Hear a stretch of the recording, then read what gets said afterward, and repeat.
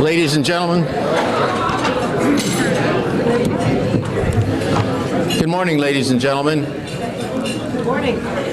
On behalf of the Port Huron Area School District and the Greater Port Huron Chamber of Commerce, I'd like to welcome you to our 8th annual School to Work Transition Recognition Breakfast. And please feel free to get seconds. We're going to keep the program moving because I know many of you are very busy and have other appointments, and we'll try to get you out of here very shortly. But once again, we do appreciate, on behalf of the students and staff, your attendance at this meeting. Would you please rise for the Pledge of Allegiance? I pledge allegiance to the flag of the United States of America and to the republic for which it stands, one nation, under God, indivisible, with liberty and justice for all. Now would you remain standing for just a moment of silence on behalf of our former superintendent, Mr. Larry Moeller, who will be buried today.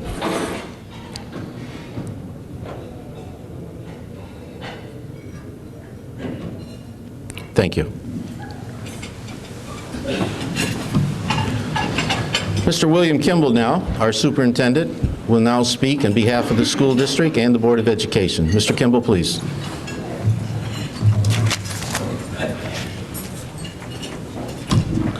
Thank you, Mr. Beaton. First of all, I would like to bring a very positive welcome to all of you from the Board of Education, from the school district employees, and most of all from the students. Mrs. Daniels, our board president, was called out of state this week and was not able to be here. She was planning to be here, and I'm sure that she would like to wish you all well in your endeavors to help our students. This program, as Bob indicated, has been going on for about 8 years that we've had the breakfast. And several years ago, we had an opportunity to receive some dollars to kick this off, and it was something that we didn't know quite we would do with the dollars. We had a chance to come up with a program that was innovative, creative. There weren't a lot of strings attached to it, and there were no guarantees that the dollars would remain, but they wanted us to try to start some things, and this came from the government. We sat down and I think did some work with the community in terms of how could we build additional business partnerships, and how could we give our students some really relevant experience. And out of that came the job shadowing program and the career development programs that we have today, and particularly this program and the involvement with the community. And we're really pleased with it. Many of the districts that had these dollars spent them on equipment, materials, testing, that type thing. We put our dollars into the people program. We've been able to maintain that even though the dollars have dried up. It gave us the opportunity to start a program where our students could get right out into the workplace, be with you, see what you do, and have an opportunity to think through what maybe they would like to do someday. And you know, I know myself, going back to high school days, I really didn't know what I wanted to do. Frankly, didn't know what I wanted to do till I got out of college. And I think having the kids have the opportunity to get in and see what you do right at your job site, see you working with whatever it is you do, a variety of different things, and for them to have those kind of choices is just a tremendous opportunity that helps to prepare them whether they're going to go on to work or whether they're going to go on for further training or college. And I get tremendous feedback from parents regarding this program. In fact, what I hear is we need to do more of this kind of thing, where the parents and the students actually do come into the school, sit down with the school counselors, and then have a chance to explore the real world. We would like to see our business partnerships expand, and we would like to see our kids involved more and more in the very relevant issues that each of us face. Again, I would like to thank you for taking the time to come this morning, but more importantly than that, on behalf of the students, I would like to thank you for the time that you give and for your organization and the time and opportunities they provide for our students. Thank you very much.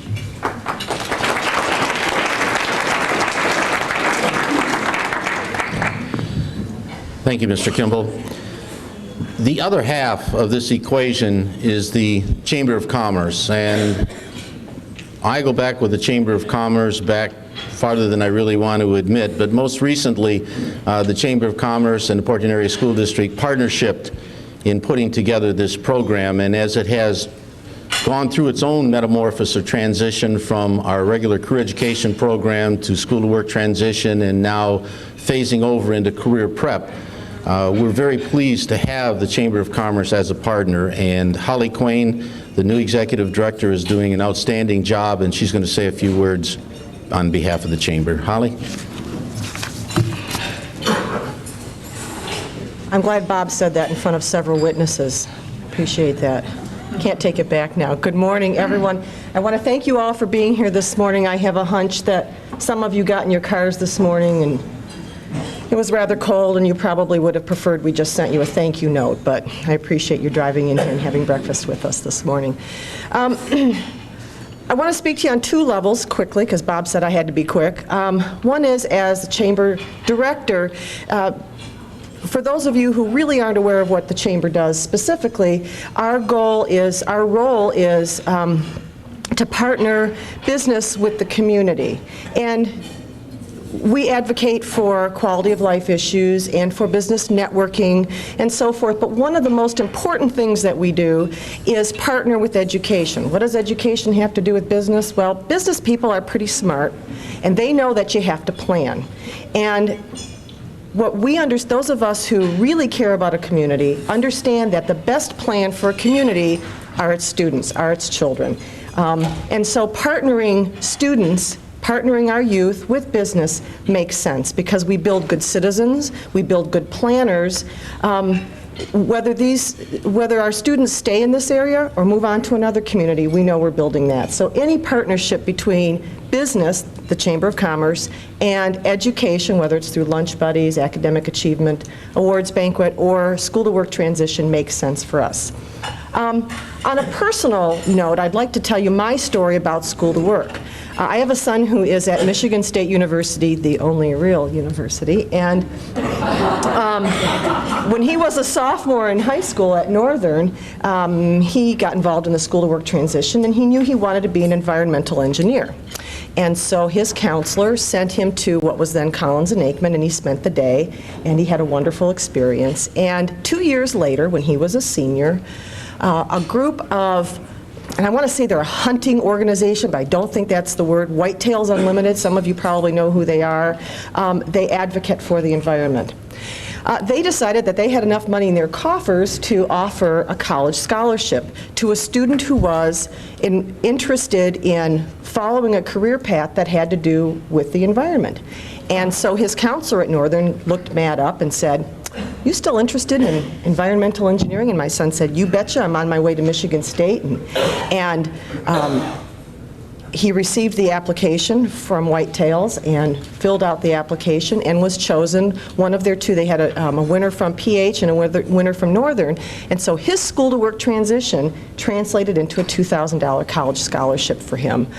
So the school to work transition is not just a day off for some of the students to get out and see what's out there, but it's also an opportunity. And so in that way, those of you who welcome our students into your place of business and take the time to walk them through your day really are offering them another opportunity in ways you may or may not know of later or may not see later. So I want to thank you all for being here. Thank you all for being part of this program, and tell your friends. Thank you very much.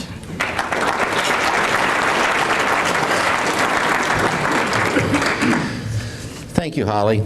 And this is our tradition. We think that you really like to hear from the students, and our first student is Matt Chapman. And would the rest of the students kind of watch the agenda and be ready to come up promptly, and that way we can keep things moving. But the students are going to give you some testimonials in regards to their experience and how career pathways and school to work transition job shadowing has helped them.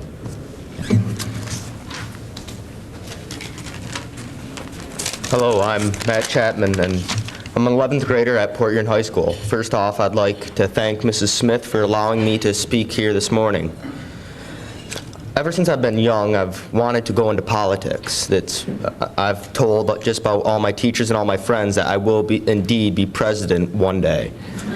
So when I had a shot at job shadowing, I knew I wanted to follow a politician. My dad has been president of the school union of the area for a while. He stopped that a little bit ago, and he knew Lauren Hager. So I contacted Lauren Hager by emailing him and asked him if I could possibly job shadow him. He said that he would love to do that, to be able to have a student follow him around. And then when it finally came that I was called down to my counselor, I told her that I've already contacted Lauren Hager. He said I could do it, so I gave her the emails that we've written back and forth, and in conjunction with Mrs. Smith, they set up a date that I was able to go. I went to Lansing, and it was quite an experience. My dad was able to come with me, and so was ex-mayor of Port Huron, Mr. Relkin. It was a real honor. We started out in Mr. Hager's office in the Senate, not in the Senate, in the House offices, right in front of the Capitol building, amazing view. And he told us day by day what he usually did, how many meetings and such he had. Then we went to an education committee meeting.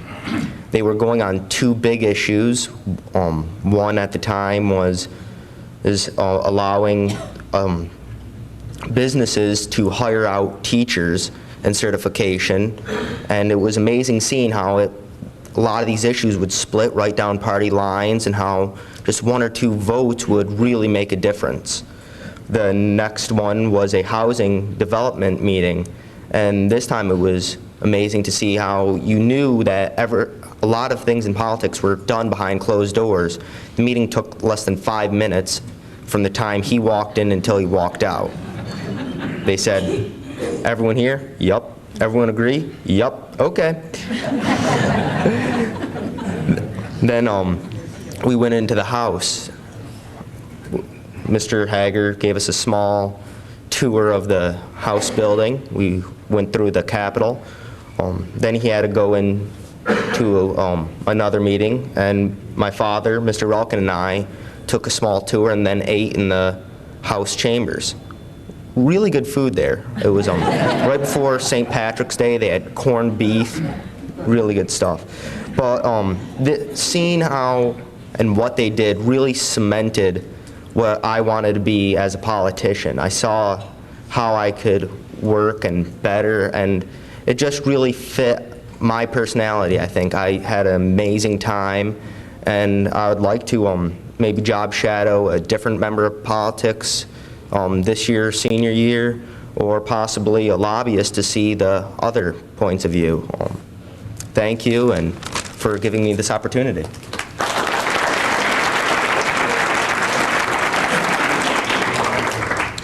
And now Bethany Garrett from Port Huron High School. Bethany?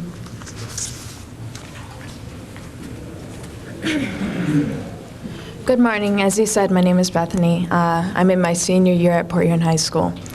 I'm really excited anytime I think about going job shadowing because there's a lot of fun you can have there, and you also learn so much. As Matt said, it's a great opportunity to have because we get to go out and actually learn from the people who are doing it.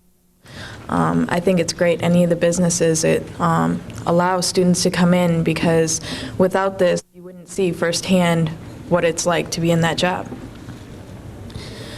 My junior year and my senior year, I have job shadowed both the Port Huron and Marysville Fire Departments. I was real excited to go to both. My uncle works for Central Station in Port Huron, so he was kind of working there when I went in. Kind of got razzed about that one, but you deal with it. They had a real interesting meal. They had grilled cheese while I was there, so real nutritious. It was exciting to go then because it had been shortly after September 11th. They were kind of getting themselves rallied together to make a trip over to New York and volunteer to help out some. So it was neat to hear about things that they had run across from their peers in New York, and also things they were preparing to go into themselves, all of the disaster relief and cleanup. They also went through like the basic fire procedures and whatnot with me, so I got to learn a lot about how they're not only the firefighters for our community, but they also are medical first responders. Not sure if you all are aware of that, but when the call first gets put out, a lot of times it is the fire department that comes to help out.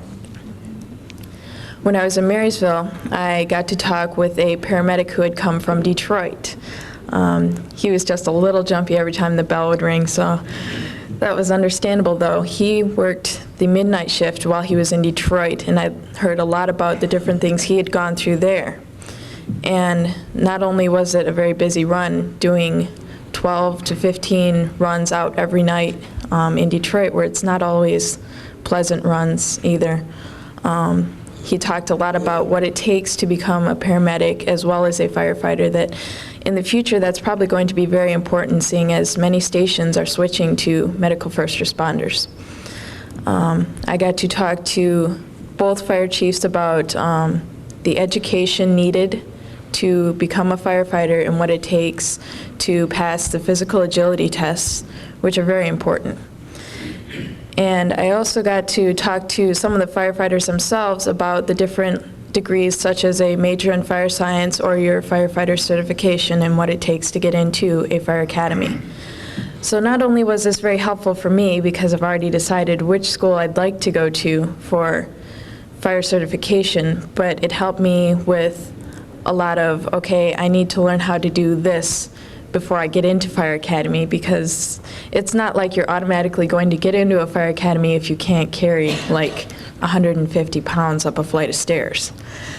So I kind of got to work on that one, but it's something to look forward to. So thanks very much to all the businesses for helping the students out.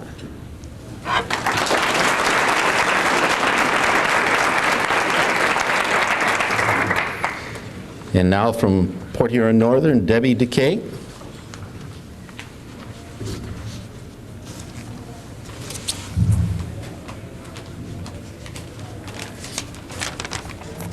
Good morning, my name is Debbie DeKay, and I'm a senior at Northern this year. Looking back on elementary school, I remember many things: playing at recess, multiplication tables, the class pets we had, and of course the nicknames that we got. My last name is Decay, and so one of my good friends thought up the wonderful nickname of Tooth Decay. So when I got into high school, I started making decisions on my career for the future, and I thought, hey, I'll get back at them, I'll become their dentist. I first became aware of the profession of dentistry through our counseling office at Northern. I went through a seemingly endless list of professions, and I narrowed it down to a few that I thought I might be interested in, one being dentistry. And then my counselor, Mr. Brooker, told me about an opportunity that I could take to go around to dentists in our local area and observe them at work, and he called this opportunity job shadowing. My first job shadowing experience came with the opportunity to go to Dr. Baraboo's office here in Port Huron. He, being a children's dentist, showed me what it would be like to be in the mouths of children all day. And I quickly fell in love with his job, but I knew that I'd never have the patience to work with kids all day. After a few more job shadowing experiences around town, I found out so much about the field of dentistry, and I really began to enjoy the idea of becoming a dentist. Then, one day, Mr. Brooker gave me the opportunity to go down to the University of Detroit Mercy and visit their dental school there. I spent a day walking around with one of their students and just learning about the program down there. And I enjoyed the day so much that at the beginning of this year, I applied there to their dental school, and after being accepted into their 6-year dental program this past week, I'm planning on attending there next year and studying dentistry. I know that it was because of the wonderful opportunity that I had to go through job shadowing that I found the career that I want to pursue for the rest of my life, or at least until I retire. It really helped me see many of my interests and many of my dislikes, which I'm sure all of you know that is very important when you're choosing a career for the rest of your life. It also helped me make dreams and goals for myself that I hope I will be able to reach in the future. Thank you.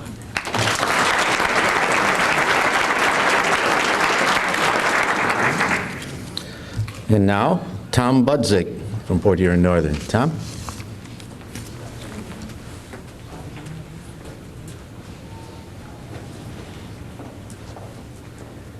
Okay, hi, my name is Tom Budzik. I'm a junior at Port Huron Northern. I got to job shadow the tech center.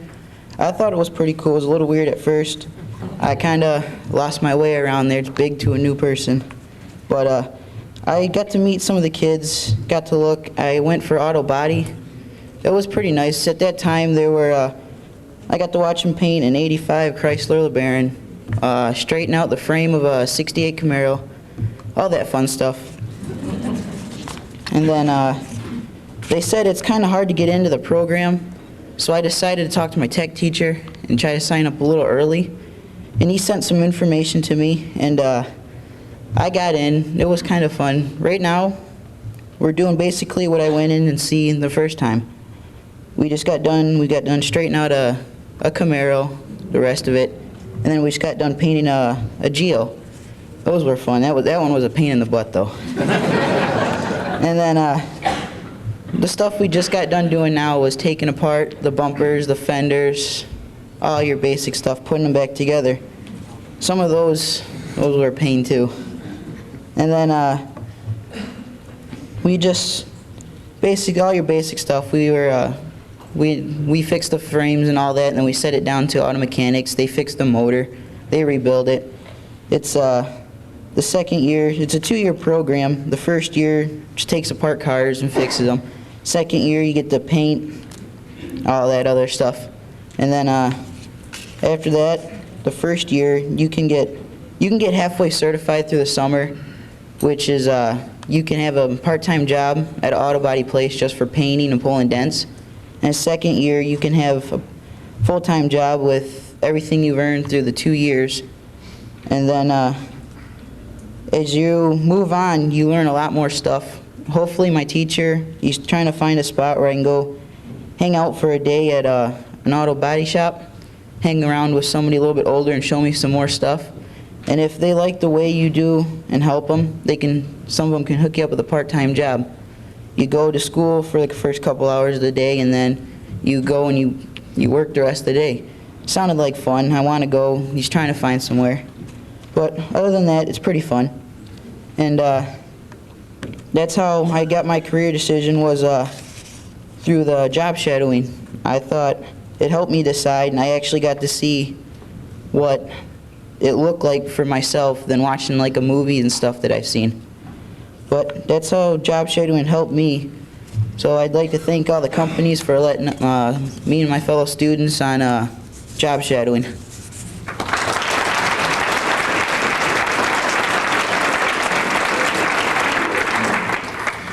We frequently refer to the Trinity in regards to our program, where we're talking about one point being the students, the second point being the parents, and the third point being the school staff. And so now we'd like to pick up on the second point of that, and that would be the parents. And at this time, Mr. Robert Chapman is going to speak.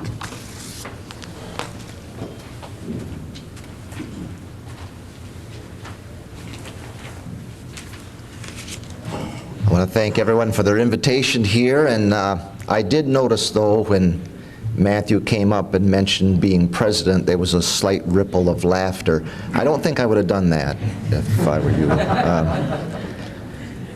If you really want to know whether he's serious or not, ask Mr. Willeen, his principal. Ever since Matthew was able to understand what politics, what the president was, anybody that asked him what he wanted to be, that was it.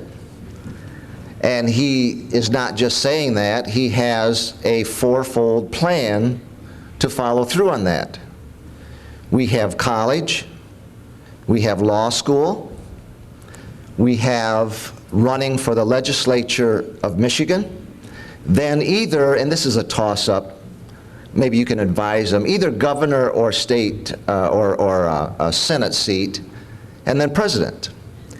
So for those of you who on January the 20th 2048 don't have anything to do, let me know, and I might be able to get you a ticket to the inauguration. Seriously, this job shadowing is not only important to many children, it can be vital to many children. My oldest daughter, many, many years ago, came to me and said, "Dad, I want to be a nurse." Great, it's a wonderful occupation. And then she didn't have this job shadow in high school, so she took a year of college to be a nurse. And after that year, she came back and said, "Dad, I don't want to be a nurse." Job shadowing and the people that have presented this program, I just heartily congratulate you. You have started something that can lead to great things to many children. I drove Matthew to Lansing, and along with Mr. Relkin and myself, we enjoyed shadowing the shadower and going to the various rooms, watching the business that was being conducted. And as Matthew said, not only the business that was being conducted in the open, but the business that goes on kind of behind the scenes, where it's, you know, I can do this for you if you can do that for me. And sometimes you really have to see the integrity of these people to understand that sometimes they say, "No, I'm sorry, I cannot do that." Even though it might mean what I want to come through, I can't do that because I cannot support what that is. So, ladies and gentlemen, no matter what you hear in the country today, there is integrity in many of our politicians. We all know that those of us that have been involved in education very long, you do understand that a true education comes, and I know I may be talking heresy here, but a true education comes from more than books. It comes from experiences. The experiences that you as a family give your children, the experiences that you teachers give our children, and the experiences that they are able to get through this job shadowing program and watching and being mentored by others. To all of you involved in this process, to the companies, the businesses, and the individuals, I thank you on behalf of the children of our area. In some cases, you don't know what a great service you are doing for them. So I thank you. I appreciate the opportunity to be here, and again, I will be over here if anybody wants a ticket to the inauguration.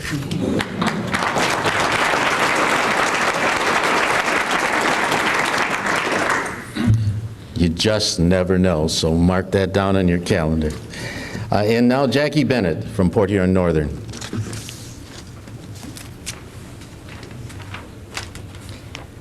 Brought my purse with me so I can make a quick getaway. Got to get my daughter to school. Highland Woods. I'm Jackie Bennett. I have 2 children that have gone through the job shadowing.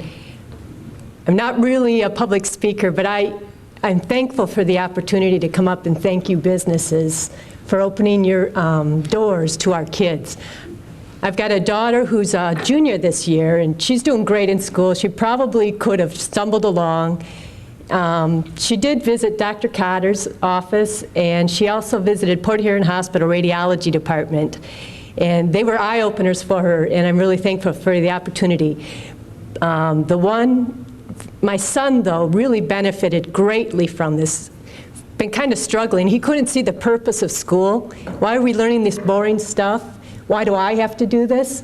But he had a job shadowing experience with, let me get the name right, Precision Computer Solutions.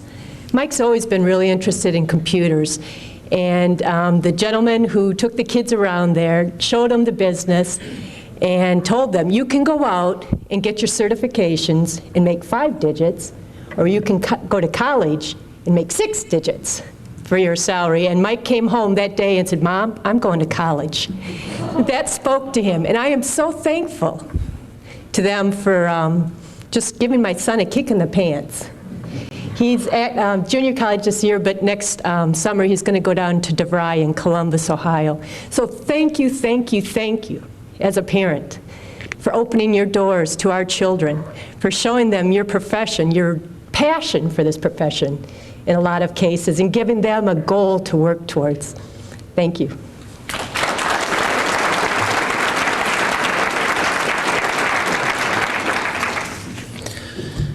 There's another side of this equation that we're very proud of, and that's our Business Industry Teacher Exchange Program. The acronym is BITE, and we purposely have kept that because it draws attention to the program. And today, we have two teachers, Vicki Vandevoorte and Brian Becker, who are going to speak in regards to their job shadowing experience as an adult. And also, one of the nice things about this, we hope that they will be able to bring back some of those business people into their classroom and share some of those experiences. So once again, it's a partnership, and we begin to understand each other a little better. So Vicki? Brian?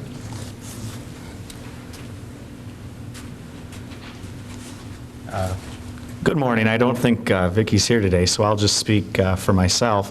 My name's Brian Becker, and I teach 4 10th grade English classes at Port Huron Northern, and also I run the Husky Herald newspaper.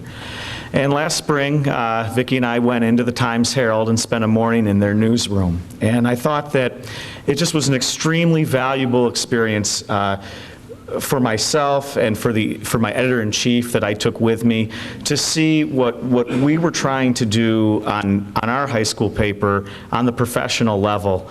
I try to run my high school newspaper kind of in a newsroom setting, and it gave me as an educator a real affirmation that I was on the right track. I think that it helped gain credibility for my editor-in-chief, that what we were doing really mirrored real-life journalism. From the hectic pace and emotions of a newsroom to the way that story ideas are gathered and meetings are held between editors and people decide which assignments are going to be in the paper and where they're going to be placed. I really felt energized by going into the Times Herald. I felt excited to be doing what I was doing, and I felt boosted by the knowledge of being able to talk to a reporter and the city editor and seeing pages designed right in front of my face. So I'd like to thank Mr. Gable for setting that up. Also, the idea that we can I now have contacts at the Times Herald in case I have an issue or a question or anything I might need there. Now there's people that we kind of have an in with, and I think that's important also. So once again, I think that the BITES program is important. I think that it's good for the teachers to keep them interested in what they're doing and help them make a connection between what we're doing in school and the real world around us. So thank you very much.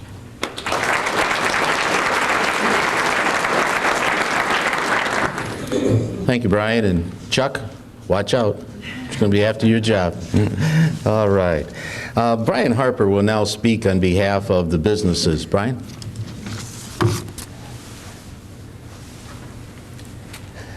Thank you, Mr. Beeden. For those that don't know, I'm Brian Harper at Q Country 107.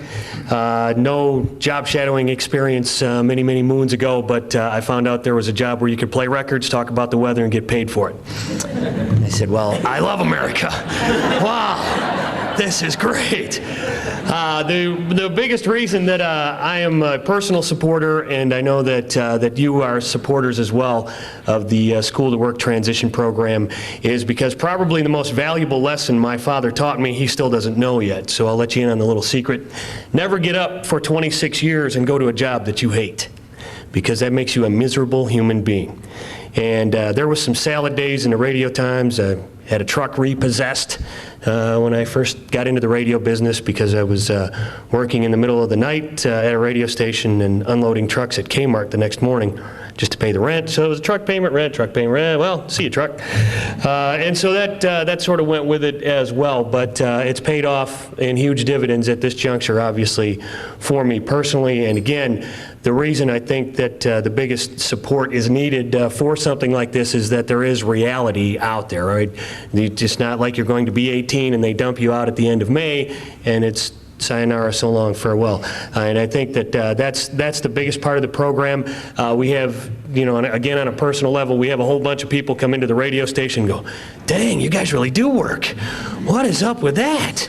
You know, you're playing records and talking about the weather, you know. And I'm sure the police officers run it, you guys sit here and do paperwork for 3 hours?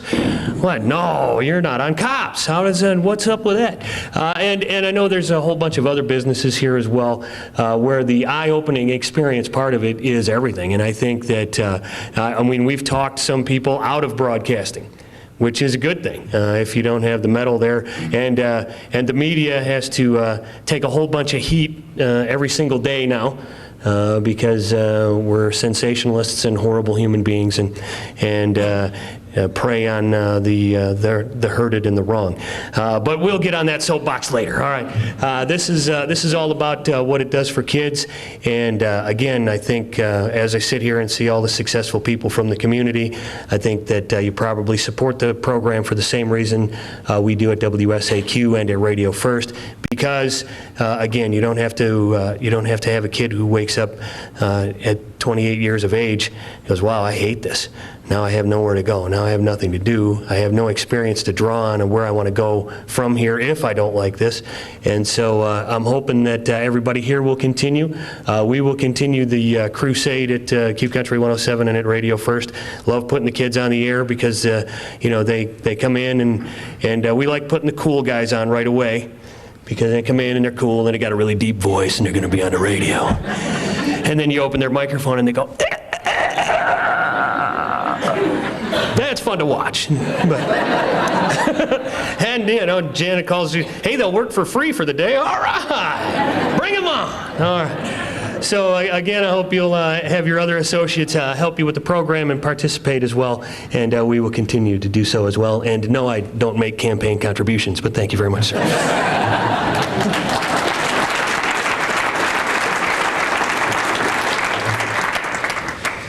And now we have the Deputy Director from the Michigan Department of Career Development, Mr. John Williams, and he's going to give a presentation, and it's going to be shown on that back wall, so you may want to turn your chairs around a little bit. I've known John for several years now, and he's a real leader in career development, career pathways, and John, we're just pleased and delighted to have you. He drove in last night from Lansing, and he's always on a tight schedule, and so we really appreciate you taking the opportunity to be here. Thank you, Bob. I'm going to try now using the microphone, even though we're kind of in around here. Let me know if it doesn't work. I do have some, the technology stays with us. Oh, the lights went down. Where's our tech? Where did my mark go? He said, all I had to do was push this one button.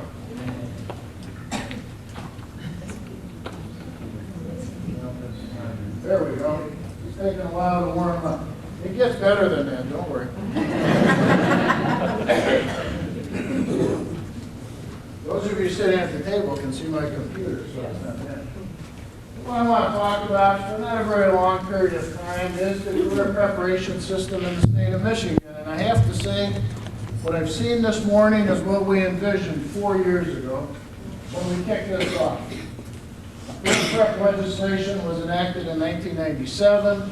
The 97-98 school year was a planning year. It really came into existence the following year. It really is gratifying to see the parent, the businesses, the schools, the students, all working together, because that's what it takes to help students be successful. That's the key. Why did the state of Michigan get involved with this kind of a program? For a lot of different reasons. But one of the key reasons is that we're living in a time of drastic change. And we have to be able to keep up with change. When I say we, I'm talking about our students and our communities. Economic development was mentioned earlier. You can't have good, strong economic development without a qualified workforce, without students coming out of schools who have the skills to be able to support our economy and our quality of life. That's a key issue. But let's look for a moment at how drastically things are changing. And we see those changes every day. Those of you that work see them in your workplace. So let's talk about the accelerating rate of change of technological innovation. This is the amount of time that it's taken for these inventions, these innovations, to reach mass use, which is defined as 25% of the population using it on a regular basis. And what I want to focus in on is the web. 4 years to mass use. The internet. How many of you here are on the internet regularly? And let's just define that as a minimum 3 times a week. Raise your hand. 3 times a day, somebody. Constantly. I mean, what's the biggest deal now? Broadband. You're constantly connected. You don't have to connect. You're always there. So what's the impact of that? And by the way, if you didn't know, the internet was not started by Al Gore. It began here in the state of Michigan. Yeah, it began actually in the state of Michigan was the basis for it. U of M, MSU, and Wayne State as research universities wanted a way to be able to share research. So they applied for and received the National Science Foundation grant, and they developed the MERIT system. MERIT led to MishNet, which most universities and a lot of schools are on. And that means that anywhere in the state, it's a local phone call into the internet. And now Internet 2 is in the works. Because those same research universities and hundreds across the country can't get the kind of space and time on the internet that they need. So they're developing Internet 2. And if you think broadband and those kinds of delivery systems are fast, wait till you see that kind of speed coming out of Internet 2, which is currently coming online with 150 universities across the country. But let's take a look at the internet just as we know. We know that 58% of adults in the U.S. use a computer daily, typically to search the internet. In '99, when the web was really first taking off, 110 websites dominated the net. 2001, 14 dominated. What's with that? You know, remember when the web was really first kicking in and thousands of websites were being developed every day? You wondered, how am I ever going to find any information? It's a tremendous resource, lots of information, but how do you find it? But these statistics show that the number of websites being used were decreasing. By 2001, 4 sites, one of them doesn't exist anymore, accounted for 50% of online time. It seems to be contrary to what was happening. But the key to that is these sites, faster than anybody else, discovered that with all the thousands, hundreds of thousands of websites, people didn't have the time to search out across the web to find what they wanted. They learned to customize, to personalize, to individualize their websites. We happen to have AOL Home, for example. When I log on, it brings me the information I want. Because I've said, I want to know about this, this, this, and this. And it brings me that information. In fact, a new word has come as a result. Prosuming. You know what consuming means? To use what somebody else has produced. In this case, you produce what you want to use.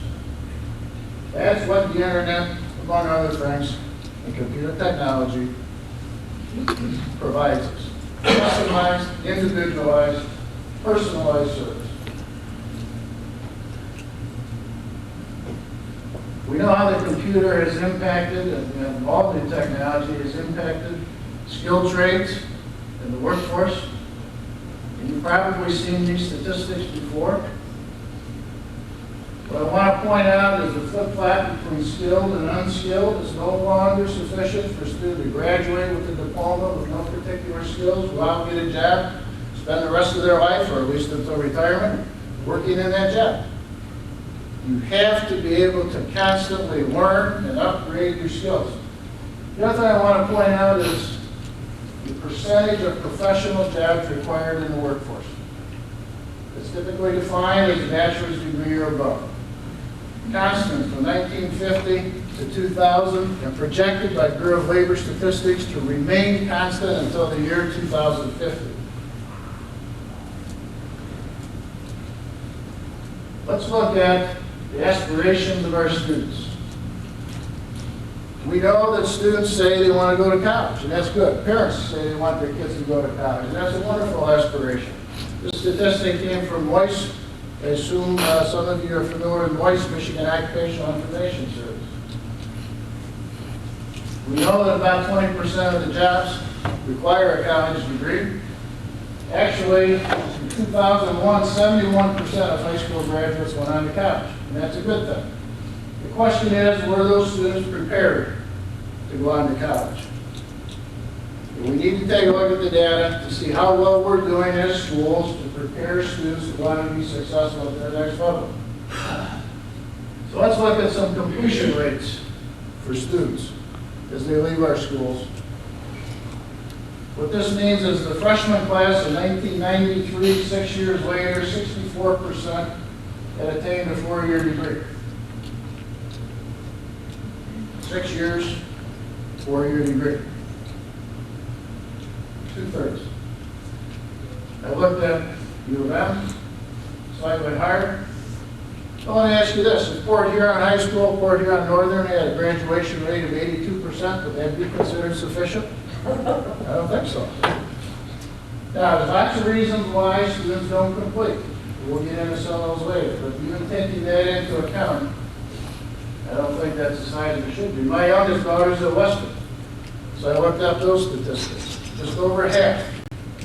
And if you don't have a degree by 6 years, the potential of finishing it is not very high. 27% of students who go to 4-year college university drop out after the first year. 31% of students who go on to college never earn a single credit. Why is that? Is it because the kids aren't smart enough? Is it because the teachers don't teach well enough? No. Our students are performing academically at the highest level in history. It's because academic achievement is essential but not sufficient for success. If you're interested in other statistics of this sort, check out the ncaa.org website. This is not just athletes, this is all students. We keep extensive statistics on how students do. Dr. Kenneth Ray at Penn State has done some research on what it is that determines student success or provides a potential for success once they leave high school and college. One is you have to be able to do the work. Read, write, compute, communicate. Second is a no-brainer. You have to be able to pay the tuition, whether through work, with a good job in a career field, or parent scholarship, or business scholarship, whatever the case may be. The third issue begins to get to the point here, clear direction and focus. Students who enter college with at least an initial direction have a much higher percentage or potential of completing, because once you have a clear direction and focus, you have a commitment to complete. If you don't know why you're there in the first place, when you run into adversity, when the classes get tough, when things get tight financially or socially, what do? You leave. You don't know why you're there, you don't have a commitment to complete. What we're talking about with the career pathway system, with career preparation in our state, with allowing opportunities for students to do job shadowing, is to help provide them with a clear direction and focus, at least initially. It was mentioned that it's a great thing for students to find out that I don't want to do this before they spend a year, 2 years, 3 years in college, or perhaps even completing a degree. I had an interesting experience. Somebody mentioned St. Patrick's Day earlier, one of the students. And in the community where I live, there's a Downtown Development Authority St. Patrick's Day celebration this past year. I've been one of my former students. I used to be principal there. And I said, oh, so Amanda, what are you doing these days? She said, well, I just opened my own business, massage therapy. here in town. And I said, well, that's really great. I said, what kind of training did you have for that? What's your background? What did you do after high school? She said, oh, I had my master's in biochemistry from Michigan State. I said, oh, that's interesting. She said, yeah, I went through and I worked 2 years as a researcher because I thought that's what I wanted to do, and I found out I hated it. So I'll never forget the look on my dad's face when I said, Dad, I want to go to Lansing Community College and learn to be a massage therapist. I said, I can imagine. But she found something she really likes to do. Now, I'm not saying that that time before was wasted, not at all. But she found something she likes to do. So she's not going to spend 26 years of the rest of her life waking up and saying, God, I hate this. Or, God, I wish I was doing something else. And that is such an important lesson for our kids. So what we're trying to do with Career Prep, what you're doing here in the Port Huron schools, is to transform the direction of our schools from simply helping students complete the level they're at, whether it's elementary to move to middle school to high school to whatever, to say, what do our students need to be successful at their next level? And it's their next level, it's not ours. It's based on their goals, their interests. And when you can connect the learning that we ask students to accomplish, such as the Michigan curriculum frameworks, the standards and benchmarks, when you can connect that to something that has meaning and relevance to the students in the context of a career interest, then the students truly learn it. Then they can see that connection. I remember my oldest daughter as a senior sitting at the dinner table. And I was asking her how class was going, one of those typical parent penetrating questions. So how's school? She said, that's okay. I said, you don't sound very enthusiastic. She said, the teachers are all right, but the classes are kind of boring. I said, what do you mean they're boring? I said, she was an overachieving first child. I said, you take an AP Calculus, AP Government, some of the best classes in school. How can they be boring? She said, I just don't see how I'm ever going to use any of this. And right then I thought, if this girl is bored, what about the C student, the B student, who doesn't have a direction? How well are they engaged and motivated and find a meaning in what we're asking the kids to learn?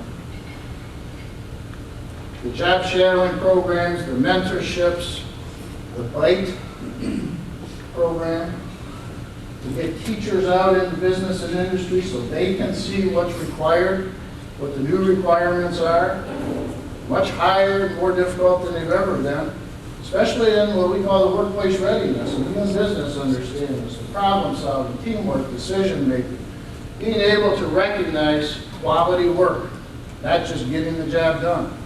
Those are all issues our kids need to learn. And there's no better place to learn it than out in the workplace. In our career prep system, this is the general mission, that all students will develop skills for a career of their choice, informed choice, and lifelong learning. It was Albert Einstein who said, the only thing that interferes with my learning is my education. And sometimes that's true, because we tend to compartmentalize, to specialize, put our education into silos. Getting students out into businesses lets them see how the academic topics that they've been learning cut across the silos. It's not just English for the sake of English. I taught English, and I know how tough it was to get that 9th grade required English class motivated. It was difficult for me to get motivated. I like literature better than grammar. So all the way around, it's really important to get students motivated. What can parents do? You parents that have been involved, have already seen what you can do. I think one of the most important things all of us adults who work with kids can do is to truly believe that we need to dignify and respect every career choice. All too often in schools, or as parents, if our son, daughter, student comes in and says, you know, I'm thinking about going into mobile telephone repair.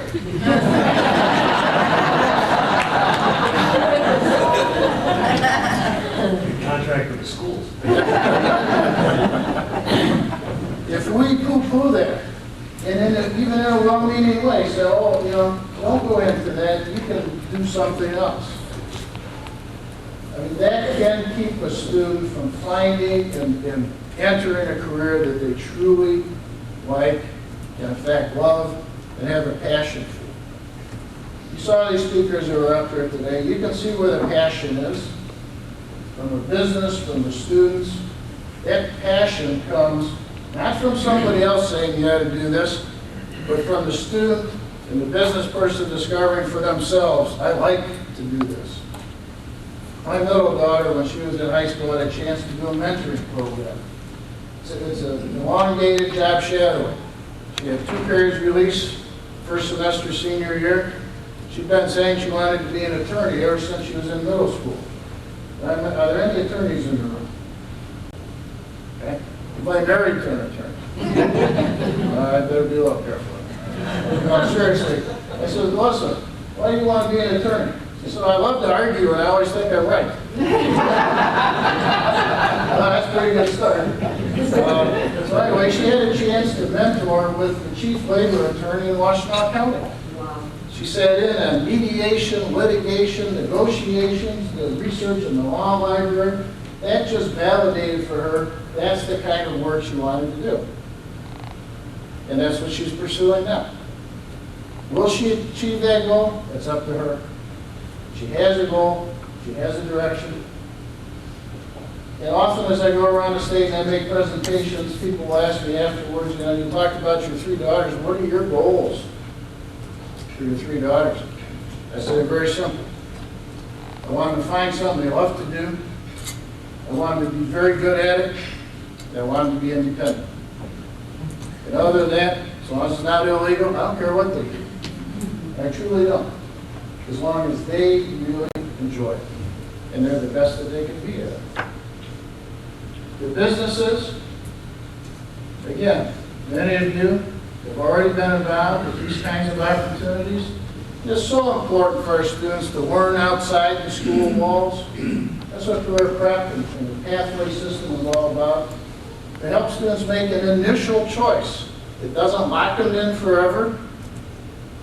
It just says, right now, I think, based on interest and ability assessments and explorations and shadowings, here's the direction I think I might want to go.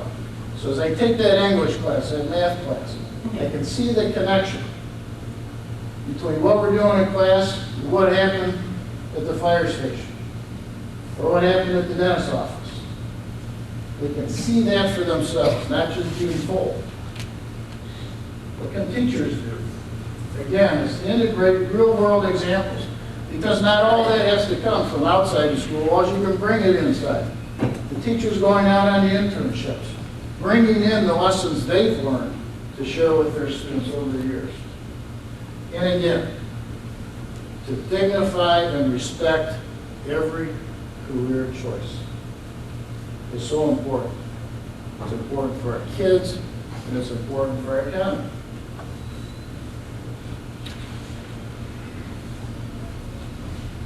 You know what our career pathways are?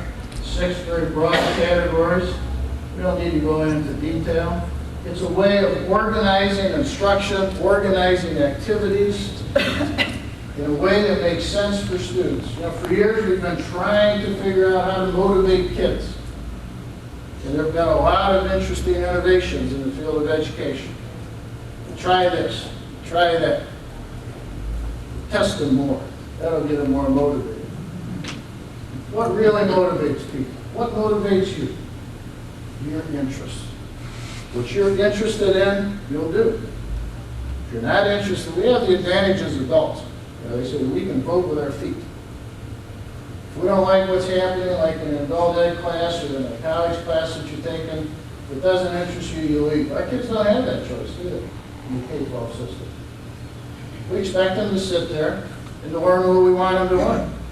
And for a lot of them, it just goes right over, because they don't see the connection between that and what they're interested in. So we urge schools to create these pathways because all the indicators of student achievement go up. When schools create pathway concept, when students are able to somewhat customize, personalize, and individualize their curriculum. That's what Pathways allows us to do.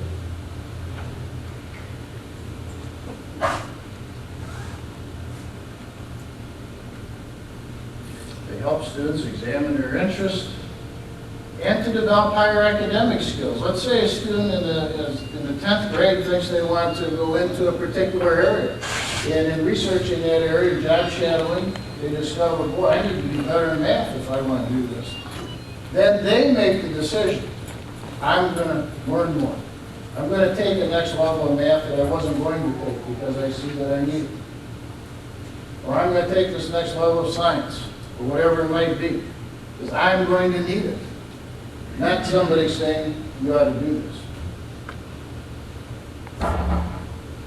And the support and encouragement of mentors and role models for the business community.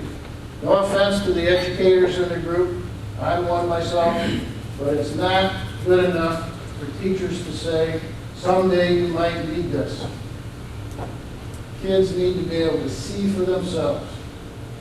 Someday I am going to need this, so I better learn it. That's where motivation comes from. We want as few students as possible in our schools to feel like this student from the state of Maine who was a senior said at a national conference I was at a couple years ago.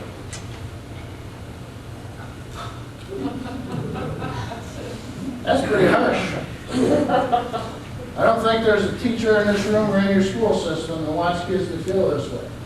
But I'd be willing to bet more kids feel like this than we like to think. Because they don't see the connection between school and what they're going to do with the rest of their life. It looks like you're changing that tide here in Port Huron. Because the students we heard from today and their colleagues, the 4,257 or more that participated in job shadowing, are beginning to see that connection. And how important that is for their current achievement and their future achievement. Because that's what we're talking about is the future.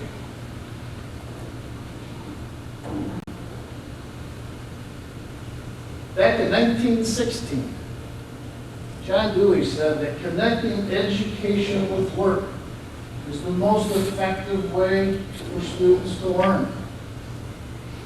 In 1916, we got away from it. In our school systems, we've gone more towards the theoretical and the hypothetical, and that's important, don't get me wrong. But we need to move back more towards the middle. And helping students see the connection between our educational systems and what happens after school life. Because we are preparing them for their futures. It usually gets here before they're ready for it. And it's their future, not ours. But we want it to be the best that they can have. That's why in the state we're doing career prep, we're doing career pathways. That's why you're involved with job shadowing, school to work transition. It's for the future of our kids, and for the future of our communities. And I commend you, everybody in this room, and for the thousands that are involved that are here today. You're on the right track. And if you're wondering, are we kind of alone in this endeavor? Over 95% of school districts in this state have committed to full implementation of education development plans and career pathways for students. When was the last time 95% of school districts did anything together? This is a tremendous movement across the state, and you guys are in the forefront, and your kids will benefit. Thank you.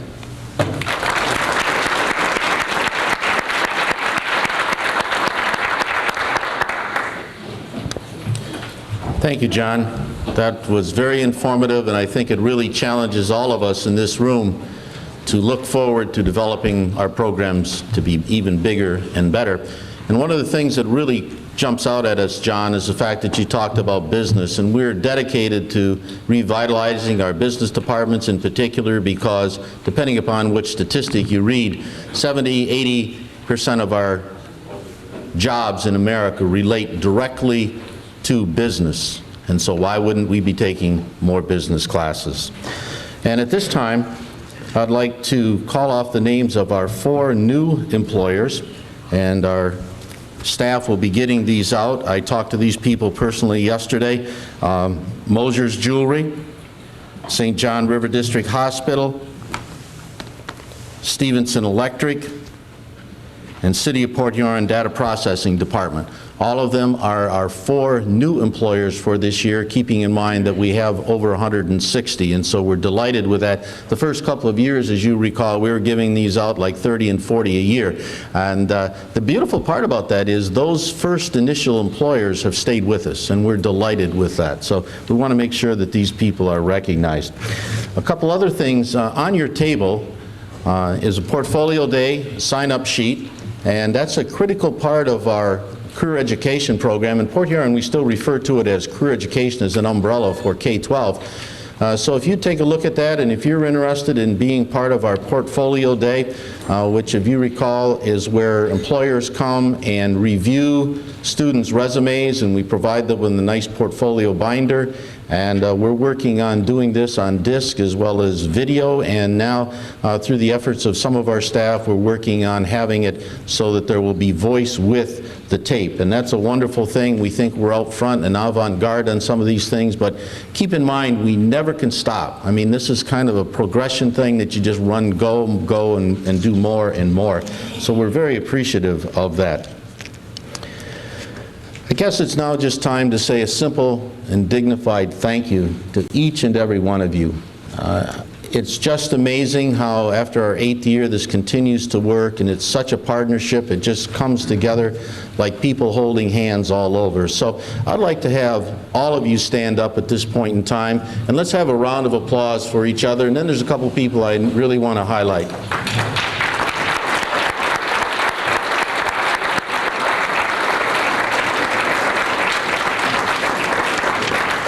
I certainly would be remiss without saying thank you to my secretary, Jennifer Sass, who has just done an outstanding job. Also to Al Gable, who's kind of my right arm in regards to this particular event here. But also to the Career Resource Room people who deal with this on a day-to-day basis, Jan Bonadio, Debbie Marks, Doris Stein, and Janet Smith, and of course all of the counselors. And this year we tried to do something super special. Each year we try to pick out a particular audience to address, and we asked several 8th grade teachers to come so that they could see the total pathway of what's going on with students on an 8th through 12th grade basis. We also have with us Debbie Ladensack, who is our elementary career ed person, and as you know, we have great success with our McDonald's and Port Huron When I Grew Up speech contest for 4th and 5th graders each year. So we really have a K-12 program. And also I'd like to thank Mark Repp, who was instrumental in helping us with the technical things. Tom Powers, where's Tom? Tom is our liaison with Macomb St. Clair County Career Prep Program. He's a former principal from Romeo, Richmond, and he's been a big help to us. And we have the Honorable Senator, Mr. Bill Foster from Algonac down there. Bill, thank you for being with us. Bill serves with many committees. And we appreciate Chuck Waniger, you know, was here earlier. And of course, all of our administrators and staff. We just want to say a heartwarm thank you. And we look forward to seeing you next year. Thanks a million.